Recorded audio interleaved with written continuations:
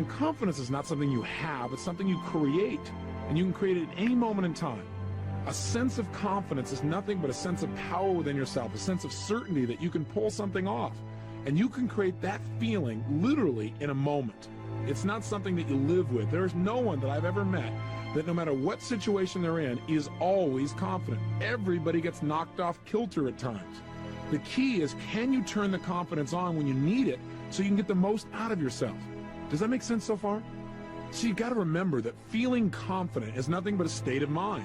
And you can change and create any state you want at any moment in time, no matter what's going on around you. You've got to remember that any feeling you've ever had in your body, whether it be fear, anxiety, concern, depression, frustration, or ecstasy, power, unstoppability, confidence, success, those emotions, any emotion you feel, comes from the way you use your physical body. The only way you can feel anything is by the way you move, the way you breathe, your facial expressions. So if you're not feeling confident, you don't have to intellectually try and pump yourself up, because it doesn't always work. I'm sure you've tried at times to go, well, I need to be confident. I know I should be confident, but you're still not there. Well, let me tell you, the quickest way to get confident is to change your physiology radically. Emotion is created by motion. The way you move your body physically, the way you breathe, your facial expressions, instantly affects your emotional state, the way you feel, and the way you think.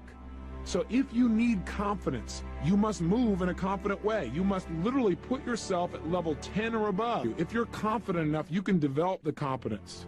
But if you're competent and you don't have confidence, you'll never succeed. There are many competent people who could accomplish incredible results, but they're missing the confidence. Am I suggesting to you to be foolhardy? No. What I'm suggesting to you is learn how to turn on the confidence rapidly. Use enough of it to learn what you need to know to be competent and effective and produce the results. But you'd be surprised how much more you know than you realize if you really get yourself in the right state of mind. Does that make sense? Try it.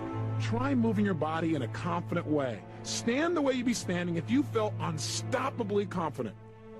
Breathe the way you'd be breathing if you felt unstoppably confident. Really go for it. Put the kind of expression on your face like you'd have if you were unstoppably confident.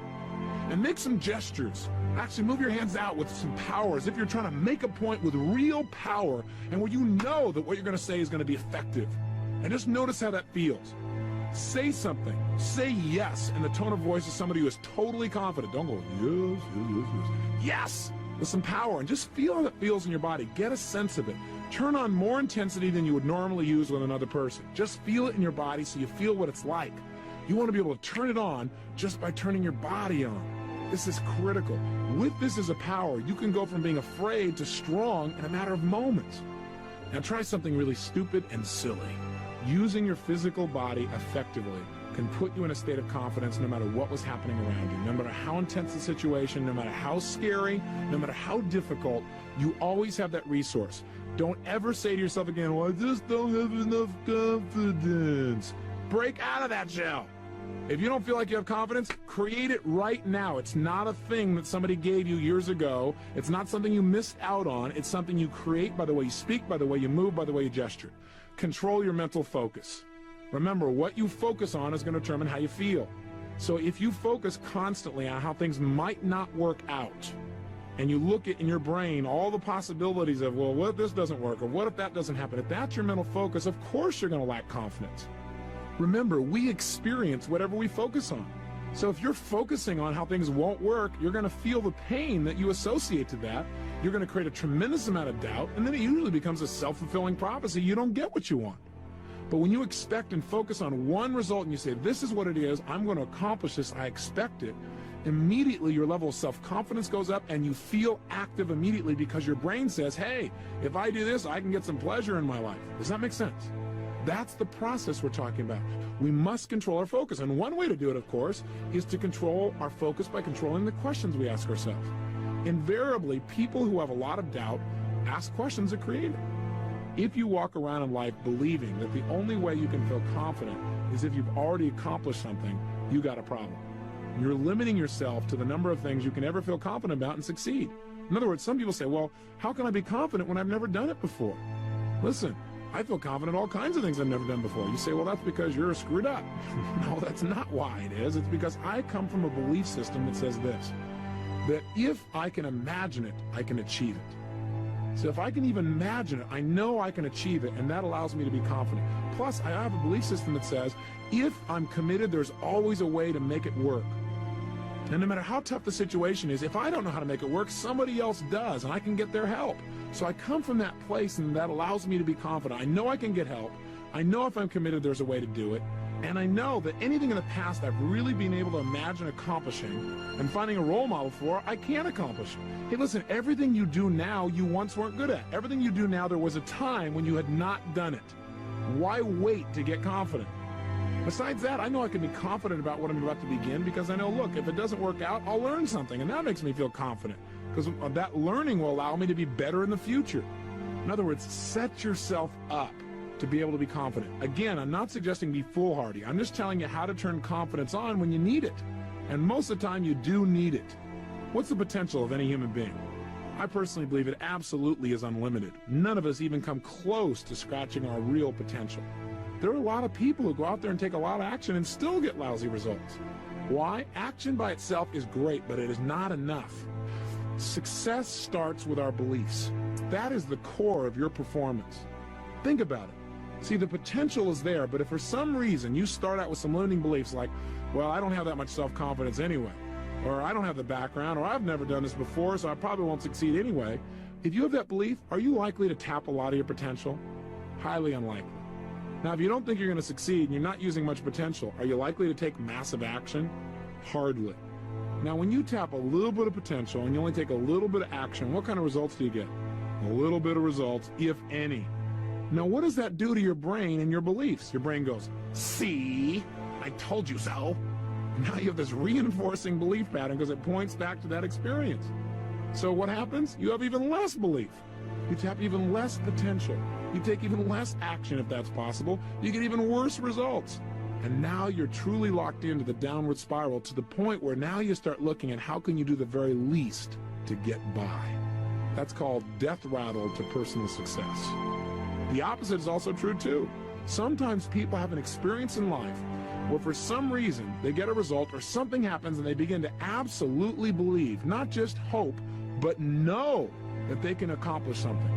When that happens, whether it's because you changed your body or you had a new experience, you're going to tap a lot more potential when you know you're going to succeed, aren't you? And therefore, you're going to probably take a lot more action. Knowing you're going to succeed, you're inspired, you're going to go for it. When you take a lot of action and use a lot of your potential, what kind of results do you get? Usually great results.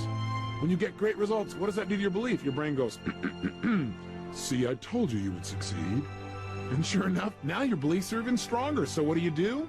You tap even more potential. You take massive action, and you get even greater results. What happens? Your belief's even stronger. And now you're in that success cycle.